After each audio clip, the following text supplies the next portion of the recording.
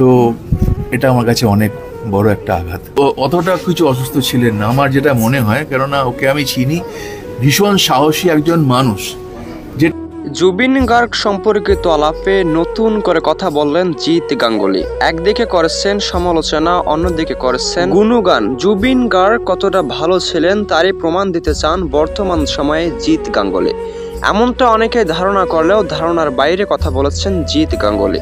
জুবিনের কারণেই বড় ক্ষতির মুখে পড়েছেন জিৎ গাঙ্গুলি, এমন মন্তব্য করেছেন জিৎ গাঙ্গুলি নিজেই। এমনও মন্তব্য করেছেন জুবিন গার্গ থাকাকালীন শান্তি মতো তিনি কোনো মুভির গান করতে পারেননি, এমনকি জনপ্রিয় মুভিগুলো হাতছাড়া হয়েছে শুধুমাত্র জুবিন গার্গের জন্য। অত্যাধিক সাহসিকতার পরিচয় দিতে গিয়ে প্রাণ হারিয়েছেন জুবিন গার্গ। তবে সত্যি সত্যি জুবিন গার্গ চলে গিয়েছেন, এতে আমারই ভালো হয়েছে। বর্তমান সময়ে আমার পথের কাঁটা আর কেউই নেই। জুবিন গার্গ থাকাকালীন অনেক মুভি হাতছাড়া করেছি, তবে এবার করব না, এমন মন্তব্য করেছেন জিৎ গাঙ্গুলি। ভারতের জনপ্রিয় কণ্ঠশিল্পীর তালিকায় রয়েছেন জিৎ গাঙ্গুলি। প্রথমত জুবিন ভক্তদের মন্তব্য ছিল জুবিন গার্গই সেরা। অন্যদিকে জিৎ ভক্তদের মন্তব্য জিৎ হচ্ছেন 1 নাম্বার কণ্ঠশিল্পী। বাংলা ইন্ডাস্ট্রির সবথেকে জনপ্রিয় দুই মুখ জিৎ গাঙ্গুলি, অন্যদিকে জুবিন গার্গ, যাদেরকে ছাড়া বাংলা ইন্ডাস্ট্রি সত্যি অচল ছিল।